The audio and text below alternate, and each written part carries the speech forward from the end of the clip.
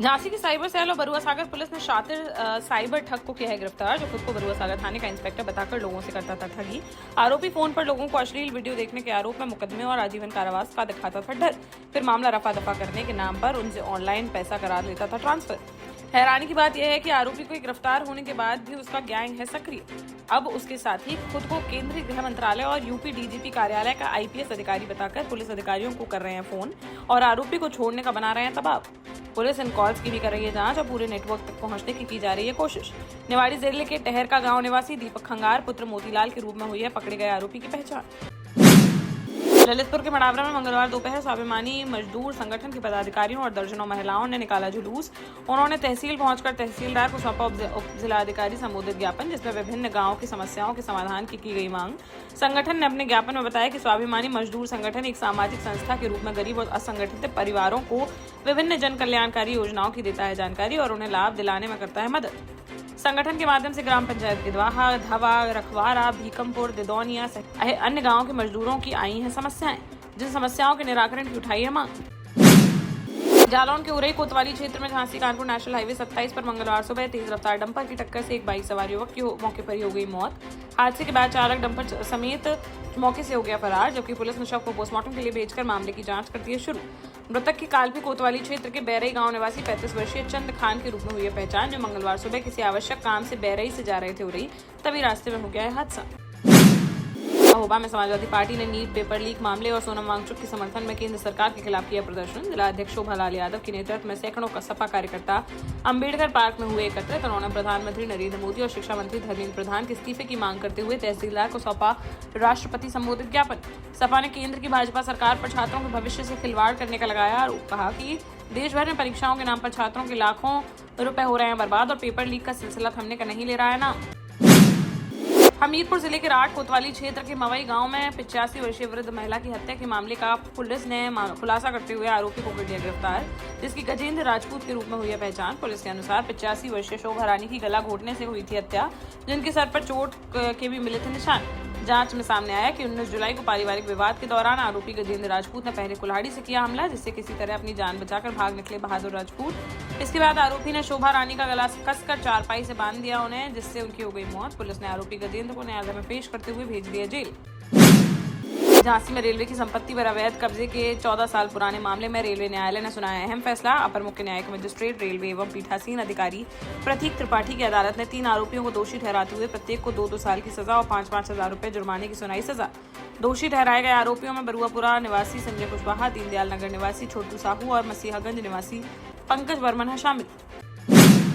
झांसी कानपुर राष्ट्रीय राजमार्ग पर मंगलवार सुबह करीब 6:30 बजे होते होते टल गया एक बड़ा हादसा। जानकारी के अनुसार जीके ट्रैवल्स की यात्री बस मंगलवार सुबह गोरखपुर से यात्रियों को लेकर जा रही थी ग्वालियर, जिसमें करीब 30 यात्री थे सवार। जैसे ही जालौन में झांसी कानपुर राष्ट्रीय राजमार्ग पर विजय विक्रम होटल के पास पहुंची बस, चालक योगेश ने अचानक लगाए ब्रेक, लेकिन ब्रेक जाम होने के कारण बस का बिगड़ गया संतुलन और अनियंत्रित होकर सड़क किनारे पलट गई वह, जिससे यात्रियों में मच गई चीख पुकार। तो यात्रियों के घायल होने पर उन्हें इलाज के लिए अस्पताल में कराया गया भर्ती। पुलिस ने हादसे के कारणों की जांच की शुरू।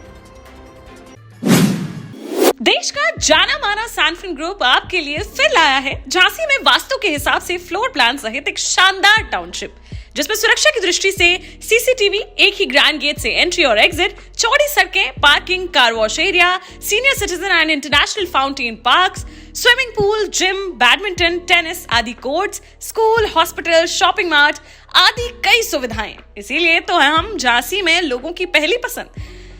महोबा में विक्की ठाकुर पर जानलेवा हमला के मुख्य आरोपी और बीजेपी नेता शिव प्रताप सिंह परमार को पुलिस ने 6 दिन बाद कर लिया गिरफ्तार।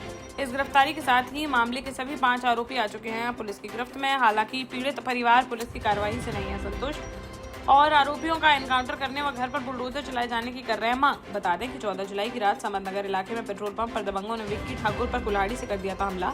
उनके काट दिए थे दोनों हाथ, साथ ही सर व पैर में भी पहुंचाया था नुकसान। घटना के बाद से ही इलाके में है तनाव का माहौल।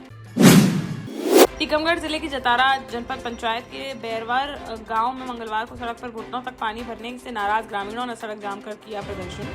जलभराव के कारण बच्चों, बुजुर्गों और अन्य लोगों का आवागमन हो गया प्रभावित। सूचना मिलते ही तहसीलदार पलक जैन पुलिस बल के साथ पहुंची मौके पर और ग्रामीणों को समझा बुझाकर कराया शांत, तब जाकर खुल सका जाम। शिवपुरी जिले के पिछोर थाना क्षेत्र अंतर्गत गजौरा गांव में डॉक्टर भीमराव अंबेडकर की प्रतिमा स्थापित करने को लेकर गहरा गया है विवाद। मंगलवार को आदिवासी समाज के लोगों ने प्रतिमा हटाने की मांग करते हुए पिछोर बसई मार्ग पर कर दिया चक्का जाम। इसके जवाब में प्रतिमा को यथावत रखने की मांग पर धरने पर बैठ गए बहुजन समाज के लोग। दोनों पक्षों के आमने सामने आने से क्षेत्र में बन गई तनाव की स्थिति, जिससे करीब 2 घंटे तक यातायात रहा प्रभावित। पुलिस और प्रशासनिक अधिकारियों ने मौके पर पहुंचकर दोनों पक्षों को समझाकर खुलवाया जाम। झांसी में महज 1500 रुपए की बकाया मजदूरी पाने की उम्मीद में 2 युवकों को पड़ गई भारी। कोतवाली थाना क्षेत्र की एकता कॉलोनी की यह घटना 16 पैनल लगाने के दौरान 2 मंजिला मकान के ऊपर बना सीमेंट का शेड टूट गया और करीब 25 फीट नीचे गिर पड़े दोनों। हादसे में गंभीर रूप से घायल एक युवक फ्रेंड्स कॉलोनी निवासी 36 वर्षीय शैलेंद्र लिखार की मंगलवार शाम इलाज के दौरान हो गई मौत, जबकि दूसरा युवक सुमित अभी है घायल, जिसका चल रहा है इलाज। आरोप है कि मकान की ऊपरी मंजिल पर बने सीमेंट शेड पर लगना था पैनल। शेड की स्थिति देखकर दोनों ने काम करने से पहले ही कर दिया इनकार। फिर डीलर ने उन पर काम करने का बनाया दबाव। सुमित के पहले से 1500 रुपए थे बकाया। डीलर ने कहा कि पहले यह काम करो पूरा, तब मिलेंगे वे पैसे। मजबूरी में दोनों काम करने को हो गए तैयार और हो गया है हादसा। पुलिस ने शव को पोस्टमार्टम के लिए भेजकर मामले की जांच कर दी है शुरू। झांसी में मंगलवार को धूमधाम से मनाया गया गरोठा के सपा के पूर्व विधायक दीप नारायण सिंह यादव का जन्मदिन। सुबह उन्होंने मेडिकल कॉलेज पहुंचकर किया रक्तदान, कहा कि रक्तदान है महादान। फिर दिन भर मून सिटी पर उनको बधाई देने वाले समर्थकों का लगा रहा तांता। पूर्व विधायक ने अपने सभी समर्थकों का इस प्यार के लिए जताया आभार। झांसी में बुंदेलखंड डिग्री कॉलेज में LLB प्रथम वर्ष में प्रवेश लेने पहुंचे एक छात्र ने कॉलेज के प्रवक्ताओं पर मारपीट और खर्चा पानी मांगने का लगाया है आरोप।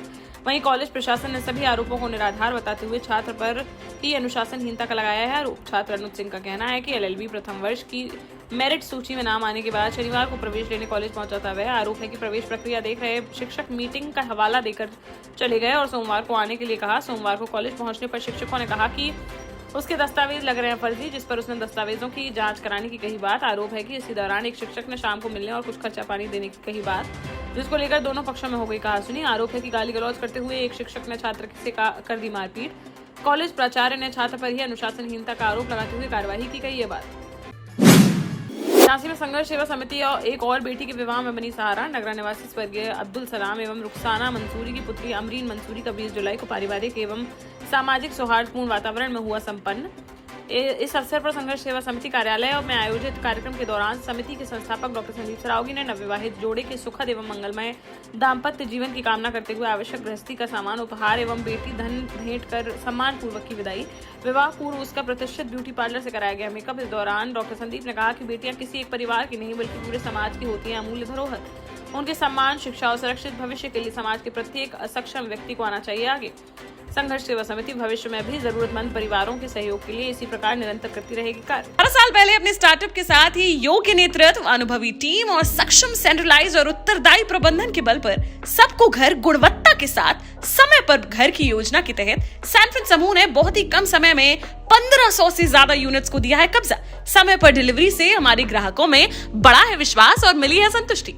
सैनफिन समूह ने बहुत कम समय में Sanfin Ashok city, green homes residency, green homes city, Sanfin Ashok valley, Delhi public school, Sanfin शाखा, केन सैनफिन अस्पताल सहित कई अन्य परियोजनाओं के साथ नई झांसी के निर्माण में स्थापित किया है एक बड़ा मुकाम। तो आप भी आज ही आइए अपने परिवार के साथ और कीजिए अपने सपने साकार।